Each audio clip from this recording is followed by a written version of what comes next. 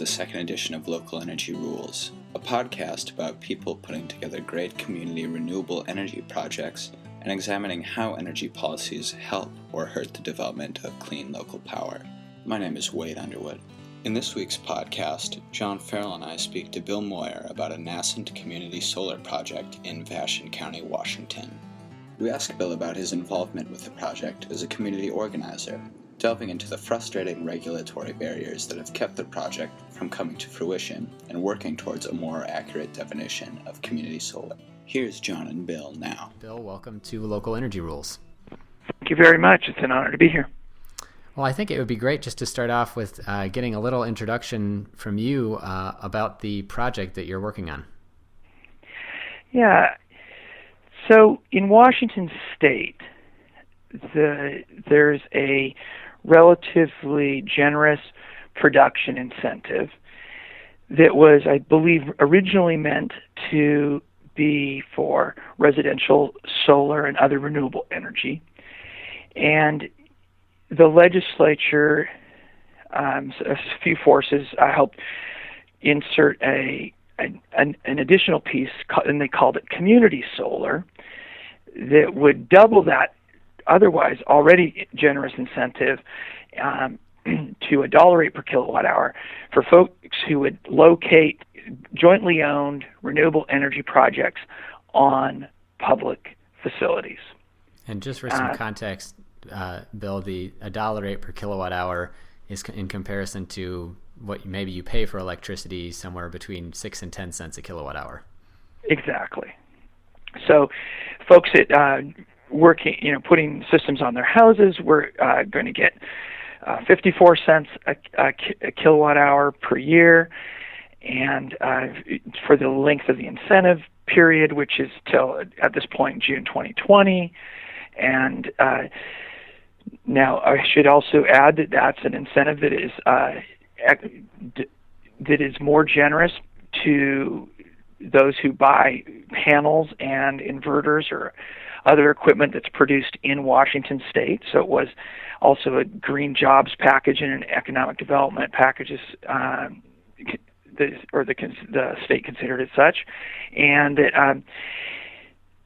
And there was a much smaller, less generous incentive for folks who just got the cheapest panels they could get and put them up on their house. And the incentive then is the fact that it's there and that it can apply to community-based projects is, I think, a large part then in what has led you and the Backbone campaign to have an interest in developing a community solar project? That's right. And as a community organizer, I feel that as part of my obligation is to help help the community take advantage of opportunities. The other thing that's more foundational about it, though, is I had a very interesting conversation one night with a waste-to-energy entrepreneur, and he said to me that he goes into a community and he looks for a waste stream, and then he looks for unused industrial capacity. He brings them together, he makes money, the community's happy, etc. This has had a pretty profound influence in my thinking in regards to what is community organizing, how to pick projects, and as an activist community organizer. And I'm thinking about waste streams more broadly than my friend Bob was. I'm thinking about waste streams in terms of where is equity and wealth leaving our community, and how can we redirect it back towards the community. So whether that's interest and fees we pay to Wall Street banks that could otherwise be going to local credit unions or cooperative banks, or money we pay even in taxes for food lunch programs that are going to agribusiness rather than local agriculture, and in this case, money that we pay to utility companies that are often transnational corporations for energy that otherwise could be either produced locally or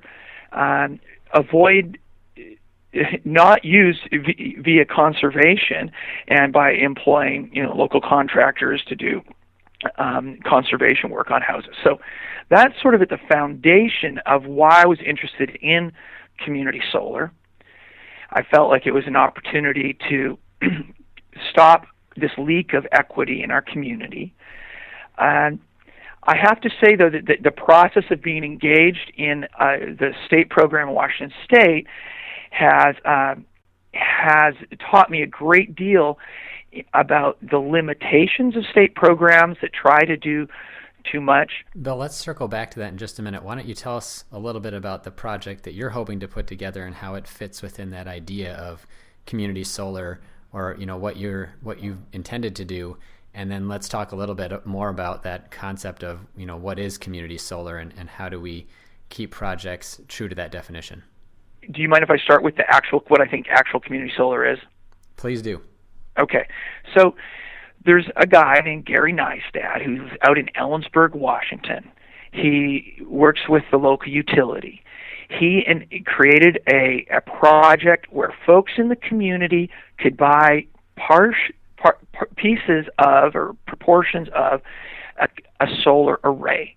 The kilowatt hours produced by their portion of the array are credited onto their utility bill. It's called virtual net metering. That is, in my estimation, is actual community solar. Those people will stay, they invest, they continue to own, and they continue to benefit indefinitely from their investment in that array, and they can continue to expand their investment over time, and it's really distributing the ownership of local distributed renewable energy production. And it's allowing people to collaborate together to do what they couldn't do on their own, but do it as a community. So what then are examples you see of things that perhaps masquerade as community solar but don't fit that definition? Yeah, so the $1 incentive for the what's called community solar in Washington State by the legislature is trying to use, I believe, the values and the appeal of this thing called community solar, and for something that is really citizen financing of renewable energy on public facilities. I am all for citizen financing of renewable energy on public facilities. It just becomes very confusing when you don't call it that. The utilities were very resistant. The large utilities in Washington State were very resistant to virtual net metering. And, I'm currently in exploration to try to figure out why is that and what can we do about it.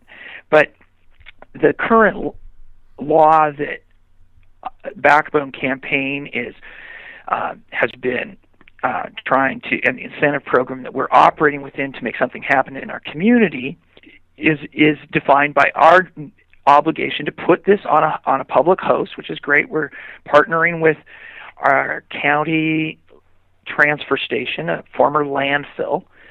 It has a energy appetite that will not even be, even if we put a 150 kilowatt array there, it wouldn't be sufficient to power the entire place, and we're proposing to do a 66 kilowatt array that folks in the community would invest in the purchase of.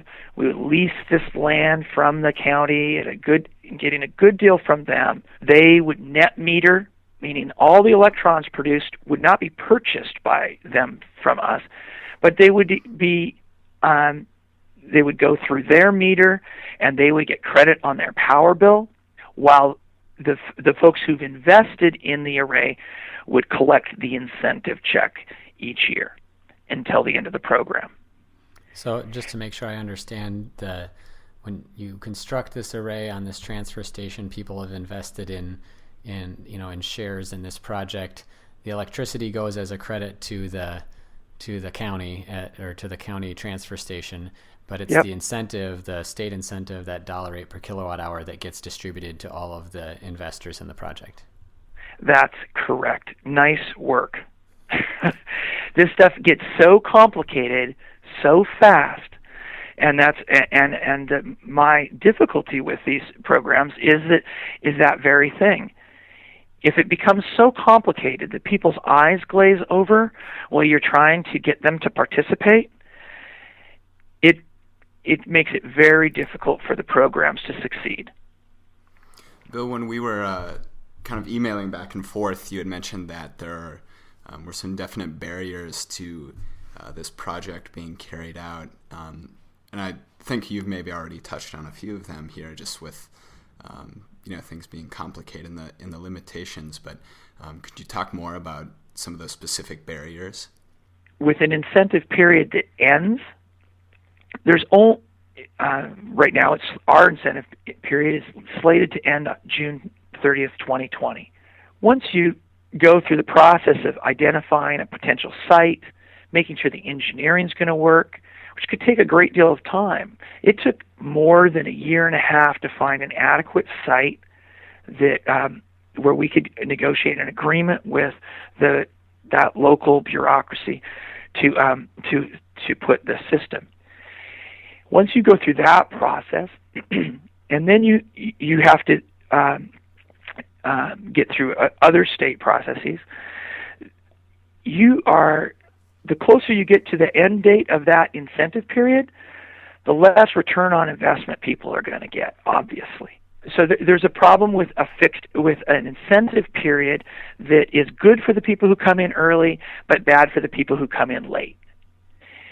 Because this is a quote-unquote investment, and it's not just literally financing of systems for public facilities that would then become the property of those public facilities, those public hosts.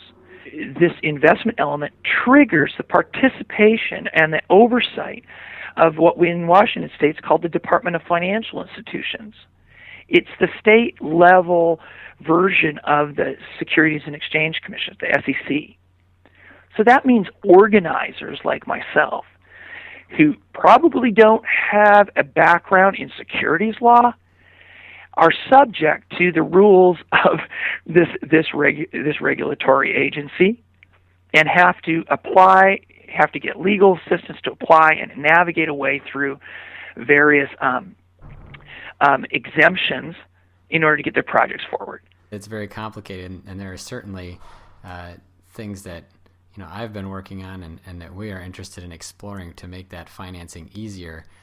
You, in terms of mentioning that with the Department of Financial Investment about the complexity for people to invest in this project, how are people able to invest in the project? Have you worked out those details about how people are able to invest and kind of what niche you've been able to find that's going to let your project move forward? Yes, well, it is marginal because we're right on this threshold where folks who invest in our project will probably get their money back and something, but because we're 2.5 years into the incentive program, it's already very marginal. So we'll see. The way we worked it out through our Department of Financial Institutions and dealt with that component, I should clarify that people can organize in a variety of ways. One of the ways that people organize is by starting a limited liability corporation, LLC. It turns out that only 5% of our incentive program was allowed to be for people who organized under that umbrella. So we had to switch from organizing under that umbrella, which was mostly tapped out in our state, to organizing in a much looser sort of co-op model where everybody has a proportionate ownership. And the other thing that I'm trying to get to here is that because it's considered an investment and it triggers the oversight of the Department of Financial Institutions, all of a sudden you get into a situation where they're saying that projects can only have to mostly be funded by sophisticated or accredited investors. So we've worked through this by using our 501c3 umbrella and applying for an exemption from the Department of Financial Institutions so that we can offer shares in our system that are, to anybody who can put in $1,000 chunk, or more. So we've worked through it using a 501c3 to get an exemption from those Securities and Exchange Commission or Department of Financial Institution rules, so that everybody qualifies for a fixed amount, like a 10-year rolling incentive period, and then the end date, what happens at the end is that the system automatically transfers to the ownership of the public host. Would that help then with some of the, like you said, the securities rules or the investing rules in terms of, people are no longer taking an ownership share, but sort of, buying a share that's of a limited time period?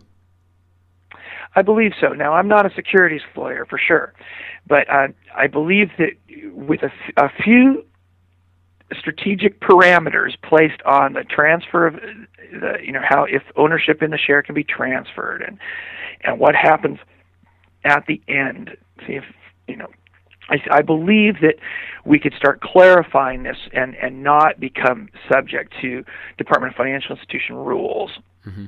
Now, you mentioned that in seeking an exemption from the securities rules and from the state rules using your nonprofit status, that you're able to get around those otherwise heavy requirements for basically wealthy investors in the project.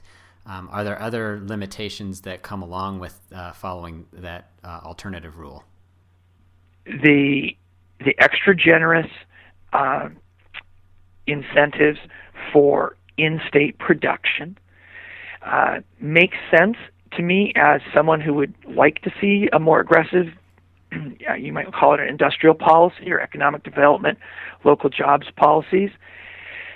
But there wasn't enough future potential for for people to continue to come and enter the market, which would create an adequate level of competition for pricing in the state that would make it a good value for people in the state to purchase in-state equipment, panels, etc. So now we've got one company that's doing pretty well, and other companies that are coming in and failing, or their inverters aren't good, or whatever. And and if we had a rolling incentive period where everybody who participated got that 10 years, you would still have room for new players to come into the market. And the price, I can't demonstrate with evidence that the price is being, artificially inflated in Washington State by the Washington State producers, but I wouldn't be the first one to infer that that's actually happening.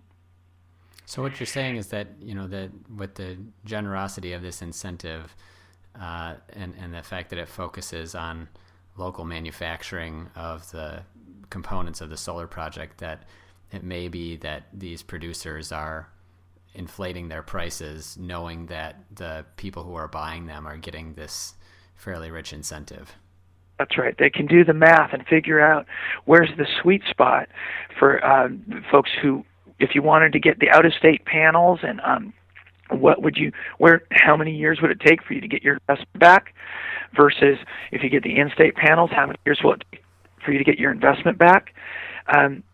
It's not hard to do that math and figure out where you can price in order to motivate folks to buy the in-state panels. So, I always want to ask people about when they're working on a project, a specific community solar project, community wind, or any of these kind of local energy projects, whether or not it's something that can be replicated. And I think you've already addressed this pretty well, that the nature of the Washington State incentive is such that window of opportunity to do a project in a similar format is fading very rapidly. Maybe I should put the question this way, that if the incentive was changed so that everybody in that time period that the incentive is available until 2020 could access it over a 10-year period, or maybe the incentive would be, modestly reduced, from year to year, but still give people that 10-year window. Do you think that other people could set up a project like yours and do a real community solar project, somewhere else in Washington State? Absolutely. I think it would make all the difference in the world if people could get that 10 years of incentive. So Bill, knowing what you know now, sort of about community solar and as it's happening in Washington State, and the given the current situation of the project you're working on now, do you have any plans, or does the Backbone campaign have any plans to get involved with any additional projects? If anything, is to get a little pilot going, probably less ambitious than we originally started, happening, to deepen that relationship and that alliance with this large county, King County, and to utilize that as leverage in convening a group of stakeholders to go into our state legislature and fix this very flawed legislation. So, Bill, I think we've covered a lot of the roadblocks that you've encountered in this 2-year process of trying to figure out a community solar project. Can you leave us with something optimistic, with something hopeful, with something that you think is in our favor when it comes to finding ways to make that connection between, as you I think put so eloquently earlier, where are the places that dollars are leaving our community that we can actually capture ourselves? What is there to be hopeful for with community solar? Well, I think that though it's painful, I think the impulses are there. I guess we just have to learn from the failures of programs as well as the successes of programs. And I would say one very successful program is the Ellensburg model, championed by a guy named Gary Neistat, that is actual community solar using virtual net metering. And then I think we should see what are the obstacles to pushing more models like that forward. And then if we're going to do citizen financing of renewable energy on public facilities, that we call it that, and that we simplify it, because it's a great idea that citizens could come together and get a return on investment for making sure that all of our schools and all of our libraries and our transfer stations and city halls have are using green renewable energy. Bill, thank you so much, and thank you for taking the time to talk with us today. We really appreciate it. That was John Farrell, Wade Underwood, and Bill Moyer. Bill is the executive director of the Backbone campaign and continues to work on the community solar project in Vashon County, Washington. For questions or comments, please email jfarrell@ilsr.org with Local Energy Rules Podcast in the subject. John's Twitter handle is John F. Farrell. This podcast was published on February 7th, 2013. Thanks for tuning in.